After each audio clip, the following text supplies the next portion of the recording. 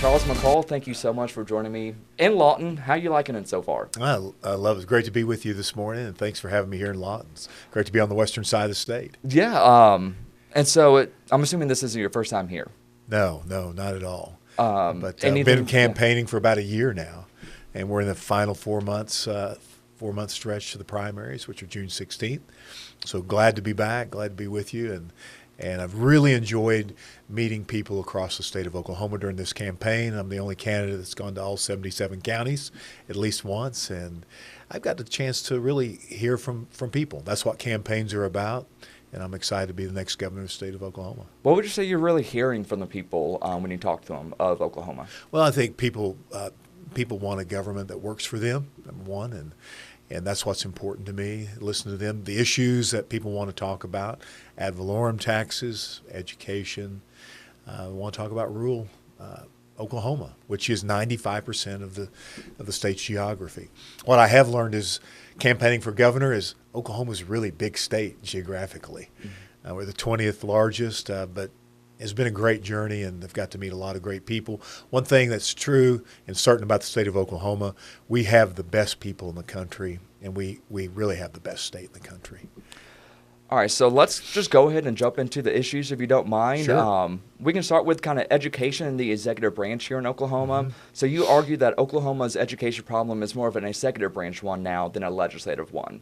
What would you say are some executive branch failures that you would like to correct when you become, or if you become governor? Too much political theater in the executive branch, and really, the legislative branch has done its job. I mean, $1.5 billion new recurring dollars in education in a 6-year period, more than the previous 23 years combined, plus the reforms, plus bolstering education funding for all 520 school districts in the state of Oklahoma. Really, where the disconnect is in the executive branch. The state superintendent of education is elected to implement. The governor is also elected and provides the appointees to the state's Board of Education.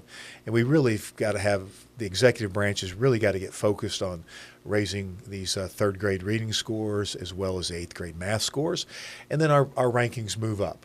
I really feel like we've got to get back to teaching the basics, the fundamentals, focusing on reading, writing, math, science, and critical thinking in our schools. We have the best career tech system in the country.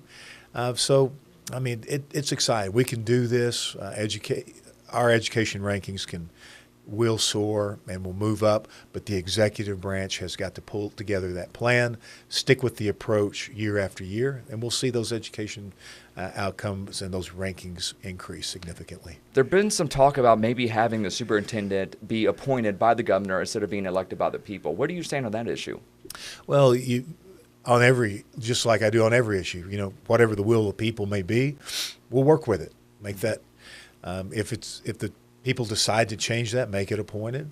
They have done that with some positions, statewide positions in the past. I'll certainly find an effective person to carry out and implement that plan to move our education rankings up while preserving our core values here in the state of Oklahoma as well. But if they continue to want to elect that person themselves, you get to pick your friends in life, not your family. And those that come to the Capitol and the people elect, those are your family members, and you just have to find a way to. True leaders find a way to pull them together, focus, and get big things done for the people of the state. And as governor, that's the biggest role that you have. I talked to some candidates for governor. I've talked to legislators ahead of the session, and they all really point to the Mississippi Miracle as something that they want to bring to Oklahoma.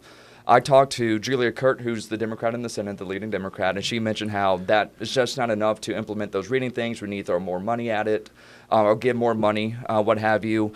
What do you think about the Mississippi Miracle, and what else is needed to try to turn that education system around? Well, if you look at the Mississippi Miracle, they didn't throw more money at it. They redirected money that was currently there.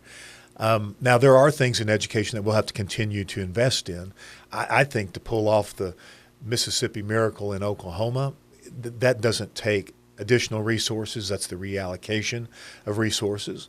But I've also been in the legislature at a time where our teachers were paid at the bottom of the multi-state region. Most of that $1.5 billion new recurring investment in education was for teacher pay raise to move us from the bottom to the top. Now we need to stay at the top towards the top of the region.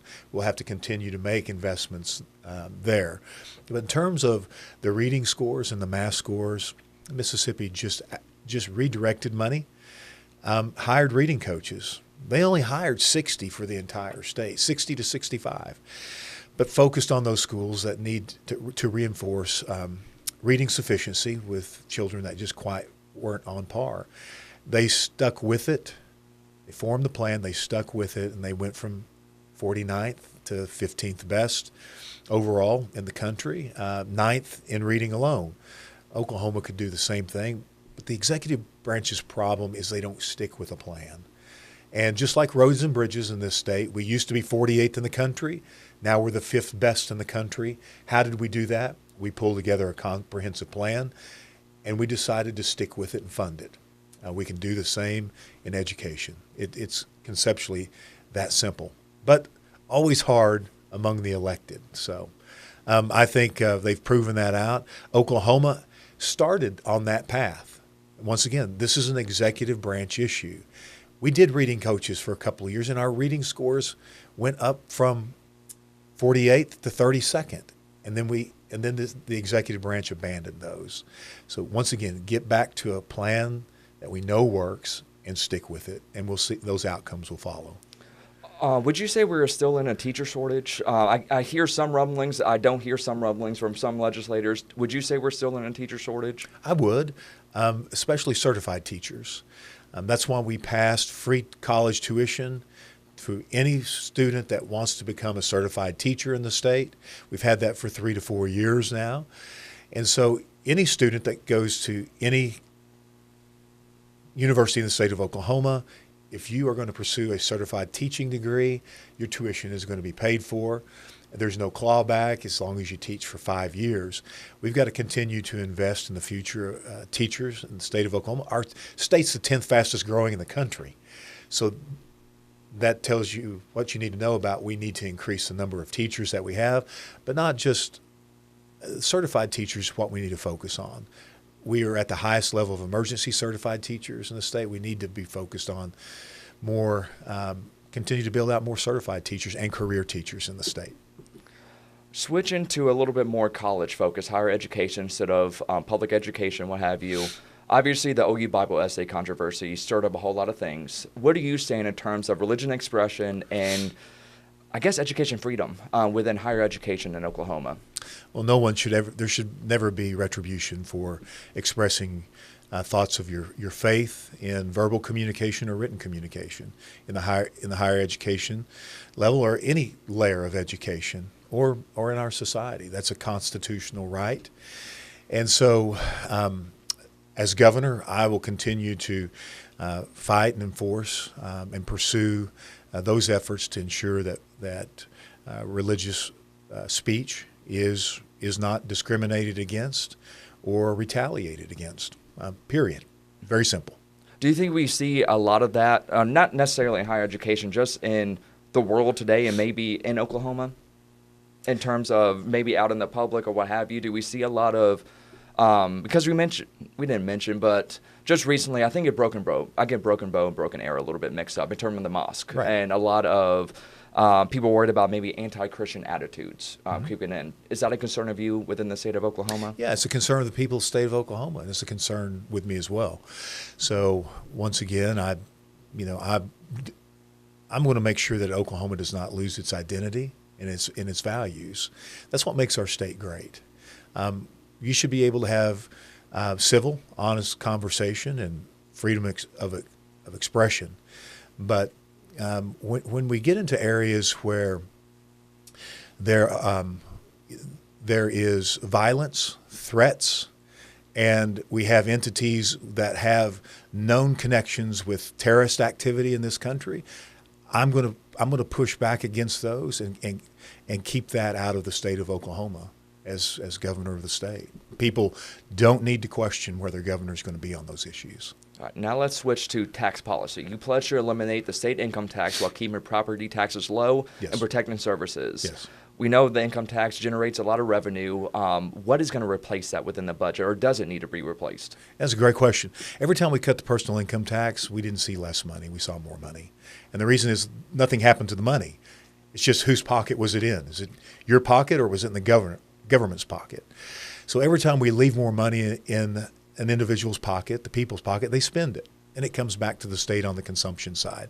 So phasing out the personal income tax, we've got to get to zero. All the economies of the other states that outperform Oklahoma have zero personal income tax. We've got to get there. And we can do it without hurting core services. People are concerned about that as well. On property taxes in the state, people are really upset that without exception, the last few years, they have been experiencing a 3% increase on property taxes on their homestead. And they're fighting the largest inflationary pressures in their personal budgets than we've seen in 40 years in this country. So I want to address the property tax issue as well. I believe in the right approach is freezing property tax growth, ending that 3% increase, that maximum of 3% increase at age 62 on your primary residence. You should have certainty as you prepare to retire and retire. Your personal income is going down. You should have certainty on your taxes. Texas does this at age 65. It's not a new concept, but it makes sense for Oklahomans. And you can freeze it at 62 without impacting the things where the ad valorem monies go, which are your school districts at the county level, 80% of that money, and your government operations, which is 20% of the money. All ad valorem stays at the county level, but I believe freezing it at 62 gives people certainty for those retirement years and does not harm our schools or our county government. Getting rid of the income tax and talking about the ad valorem, that to me spells or hinge towards affordability, trying to help affordability within Oklahoma, as you know, inflation is still hurting people to this day. What other things can, if you become governor, do you want to do to help affordability in the state? Well, the best thing for the people, the citizens of our state, is to continue to build out a robust economy. We saw the economy double in its output in a 6-year period. That means we had more money for the core services that people want. Yes, we've had a high level of inflation. Wages haven't quite caught up, even though inflation has subsided. The best thing to catch up for our families on the wage side is to have more opportunities in the economy. I'll be focused on building out, once again, as I did as Speaker of the House, setting the right environment for business and people to flourish in the state. If we continue to have a growing economy, we will have more output, more opportunity for people. That's the best way to address inflation. One of the biggest, I would say, economies or businesses within Oklahoma is farming. So how would you support Oklahoma farmers facing commodity price volatility, rising input costs, and weather challenges in the state? Great question. Number one, keep regulation out of farming and ranching. Every time you put regulation on any business, and the smallest businesses, and the families' businesses, feel it the most. There's just a certain amount of money that it takes to keep up with regulation. We need to tear down regulatory barriers, and we need to be sensitive to what drives input costs. At the end of the day, the prices at the grocery store are going to be higher if input costs are higher on the producers in the state of Oklahoma. So focusing on that, infrastructure, making sure the availability of natural resources and regulation helps the producer produce more and produce at a lower cost unit, not a higher one.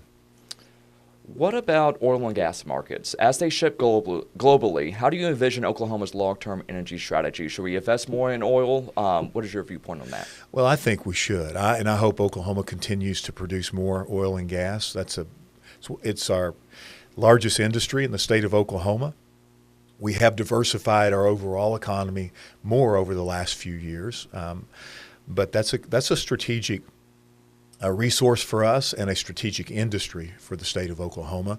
We need to continue to help invest in technologies to recover more oil of the reserves that we have here in the state of Oklahoma. We need to make sure we have the right tax environment for investment in the state and exploration, and that's where those jobs really come from.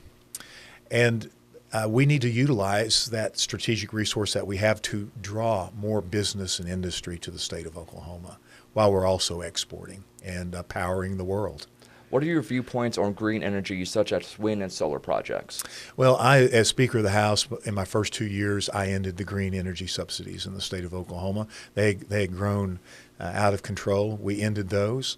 The federal government is phasing out through 2028 of the same. So we'll see we'll see those investments if they stand on their own after the subsidies are gone. I just believe that at the end of the day that everything should be able to stand on its own without subsidizing it with taxpayer dollars. Now switching to a little bit more immigration and public safety. Mm-hmm. You said deporting every single illegal is a priority.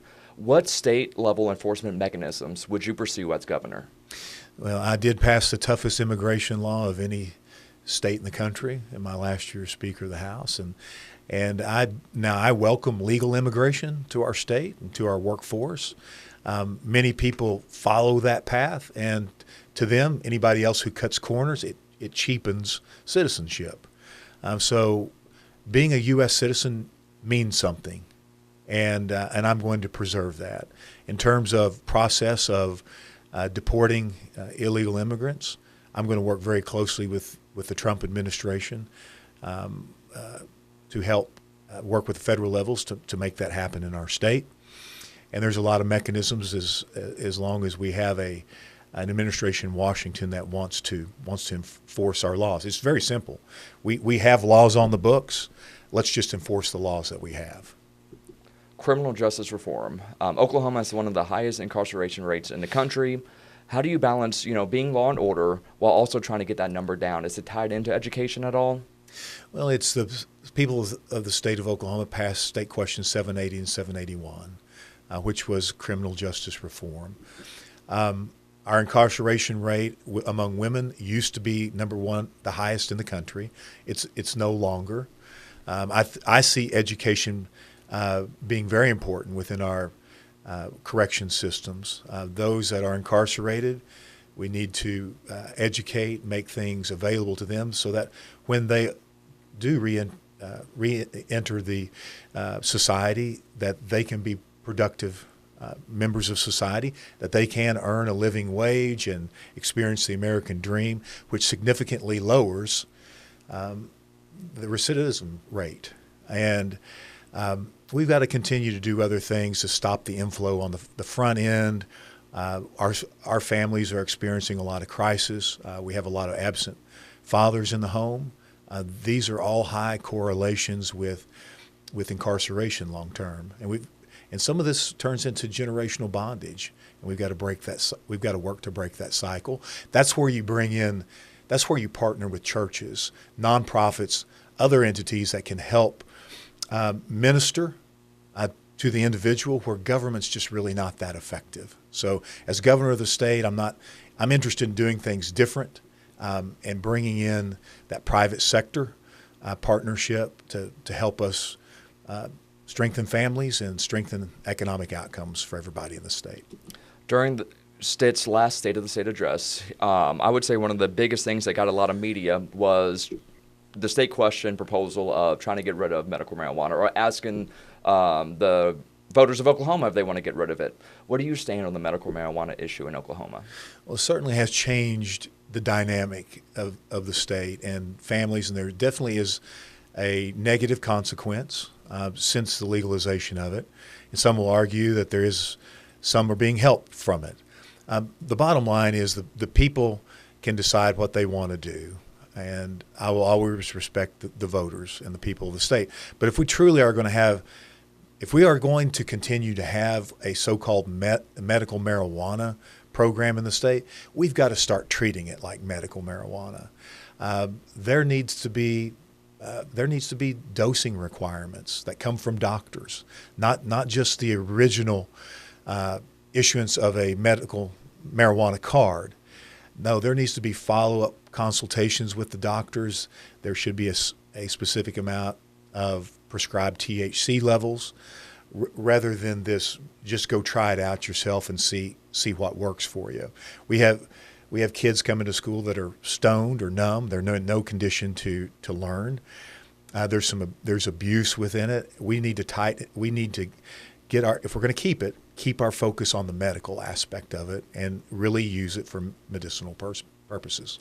You mentioned how there's a lot of negative consequences that came from the medical legalization of marijuana in Oklahoma. Some say there's been positives. Do you think there has been any positives regarding legalization in Oklahoma?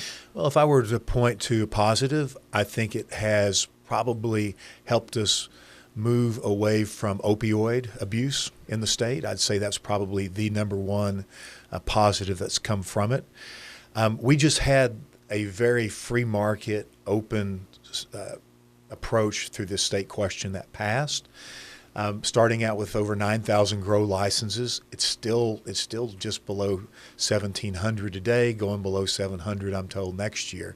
But we're still producing more than can be consumed here, which means we still have the trafficking problem of both drugs, illegal drugs, and humans. That's the dark side of it. And as governor, I'm going to find all of the illegally owned land, foreign-owned land in the state. We're going to seize it, put it back in the hands of Oklahomans. We are going to prosecute the nefarious activities, the criminal activities, and if they don't leave before I find them, that's what's going to happen. And we're going to take back control of our state, and we're going to get this marijuana issue under control if the people choose to keep it. With you as governor, how would tribal relations be different between the tribes in the state of Oklahoma? I'm a fifth-generation Oklahoman. My family's always lived in the southern part of the state since roughly 1885. We've lived within the Chickasaw Nation reservation boundaries and the Choctaw. Have a great relationship with both of those tribes. There are 39 federally recognized tribes in the state. I'm going to try to work with them. Does that mean that we will always see eye to eye and agree on every issue? No. Nobody at the state capitol does. But you never let the things that you can't agree on to keep you from doing the things that you can. Where we can find certainty, where we can compact to bring conformity and uniformity across regulation in the state and outcomes, that's a positive thing. And as governor, I'm going to work with the tribes. We're going to get a lot of good things done. I'm very confident of it. You just got to have a good working relationship and show deference and keep your, and just keep moving forward the best that you can. Some things are very difficult, but I have found in public service, the stars do align with the constituencies. Ultimately, they will. And if you have a good working relationship, then the time when it's ripe, you can come together. But if you are fighting one another or refuse to talk with one another, you'll miss those opportunities. I would say cultural issues are an important thing in Oklahoma, being a very conservative state. One of the more important issues I see at the state legislature being talked about is the topic of abortion. Mm-hmm. I know there is, just within the Republican Party, there is some differences, I would say, in the state legislature here in Oklahoma. We have the Dusty Devers types who wants to go even further with it in terms of getting it outlawed. Other people might think, hey, we're in a good spot now in terms of not allowing abortions to the great extent that he used to. What do you stand on that issue? Well, I'm 100% pro-life, and I believe in protecting life with no exception. That's just the way I personally believe. And I have my own story on that, and I was a high-risk pregnancy for my mother, and which the doctors thought would result in one of us living and one of us possibly not. But, my mother made the decision that save the child over my life if it comes to that, but always trust in God. And he worked it out. We both were fine.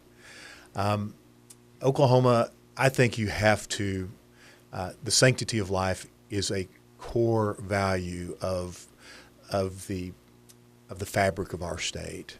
I mean, the way that you treat and approach life sets the tone, the mood, the standard for everything else that you do. You look at all of the civilizations throughout history and throughout the globe today. Our cultures are defined, all of them are defined by to what level we respect life. And for me, I see it as ordained in my Christian faith, and life is created at conception. And from that point until the grave, it needs to be protected from the cradle to the grave. So, and in the womb. So that's just my personal. I think that makes Oklahoma great. I understand some people like exceptions. I personally believe in no exceptions to that, but that's my faith in God that He's big enough to work out tough situations, and I know they exist. What about punishments for the mother during abortions? What do you think about that? If a woman gets an abortion, do you think there should be some penalties regarding that? I do not believe in criminalizing women that make that decision. I just don't want abortion available in this state. We all make poor decisions, and usually hindsight's 20/20. But I don't think criminalizing the mother over it is the right approach. But let's bring resources aside, to bear for women who find themselves in a first-time situation that they don't know how to handle, and that's why I supported the funding, the private, public-private partnership of funding money that crisis pregnancy centers could draw from state dollars to help reach those ladies ahead of time, to help them make the right decision, show them what's precious about life, and that those resources, hey, we're here to help you. You are not alone. And so those are important initiatives that I will continue as governor. And once again, our state can't outperform the families of the state. And we need stronger families, and we need strong businesses as well. That will be my focus: the people of the state and the businesses of our state. Let's imagine it's 2030 right now, and we just got through the 4th year of a Charles McCall governorship here in the state of Oklahoma. How would you measure success as governor after those 4 years? A great economy. Education rankings have moved up, and also an executive branch of government that is reformed and truly working for the people of the state rather than the bureaucratic agencies themselves. Those are the three things that I would define as a success in the first 4-year term. All right, last question, and then I'll let you go. I know you have a busy day. What's your core message to Oklahoma voters about your vision for the Sooner State? Well, Oklahoma, our best days are still ahead of us. As Speaker of the House, we turned the economy around, went from 0 reserves to $5 billion when I left. We caught a lot of things up. Now it's time to take the big steps forward, and we need proven conservative leadership that knows how to make government work for the people and knows what needs to be done next. I'm the only candidate in this race that has truly delivered on great outcomes for the state of Oklahoma. And I'm humbly seeking the support and the vote of the citizens of the state of Oklahoma to be their next governor, to create more opportunities for them. Because as I learned in my own business, the only way that I'm successful is if other people are successful first. All right, Charles McCall, thank you so much. Thank you. Great to be with you. Visiting. Just let me know if you ever want to come back. More than happy to sit down with you again. I'll see you soon. I'd love that. Thank you.